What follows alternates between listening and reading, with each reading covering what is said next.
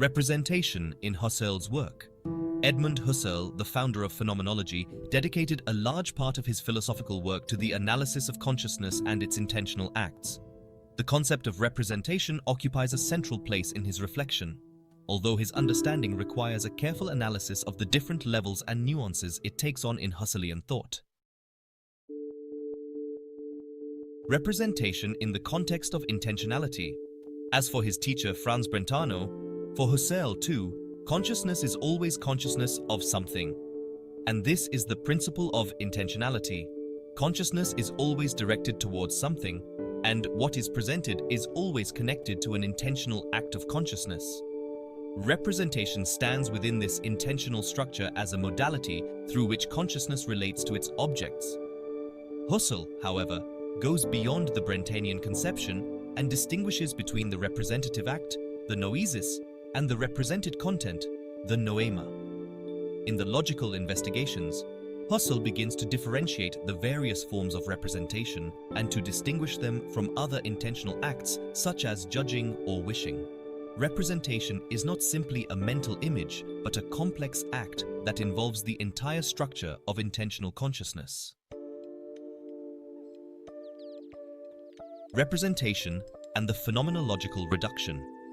With the introduction of the Phenomenological Reduction, the Epoché, Husserl fundamentally changes the concept of representation. The phenomenological epoch consists in bracketing the natural attitude, that is, suspending judgment about the existence of the real material external world.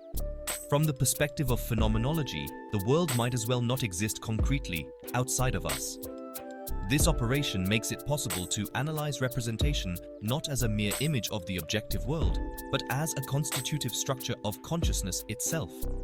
In Ideas Pertaining to a Pure Phenomenology and to a Phenomenological Philosophy, Husserl elaborates on the distinction between empirical representation, which is linked to the natural attitude, and transcendental representation, which results from the epoch. The latter shows that consciousness is not limited to passively receiving the impressions of the world, but actively participates in the constitution of the meaning of the represented objects. The structures of representation: perception, imagination, memory. Husserl meticulously analyzes the different representative modes and distinguishes between perception, a representation in which the object is bodily given. In perception, the object presents itself as present and actual. Imagination is the representation in which the object is given as if it were present, but without actuality. Imagination presents the object as quasi-perceptible. Memory is the representation of an object that was present but is now absent. Memory involves an awareness of the past that is qualitatively different from perception. Expectation is the representation of a future object, characterized by a specific modality of waiting. Each of these representative modalities has its own intentional structure and its own way of constituting the meaning of the object. Representation and the temporality of consciousness. In the lectures on the phenomenology of internal time consciousness, Husserl deepens the relationship between representation and temporality. Time consciousness is not simply a succession of representations, but a unified structure that includes retention of the past, impression of the present, and pretension towards the future. Representation fits into this temporal structure, and its meaning cannot be understood without reference to the temporal dimension of consciousness. Every present representation carries with it a horizon of past and future representations that determine its full meaning. Representation and intersubjectivity. In the mature phase of his thought, Husserl extends the analysis of representation to the problem of intersubjectivity. In the Cartesian Meditations, Husserl examines how the subject can represent the other subject to himself and introduces the concept of appresentation. The other cannot be given to my consciousness directly, as physical objects are. Nevertheless, I represent him to myself as another subject through an analogy to myself. This representation of the other is not a mere projection, but involves a complexity of intentional acts that constitute the meaning of alterity. Representation and the life world. In his last writings, particularly in The Crisis of European Sciences and Transcendental Phenomenology.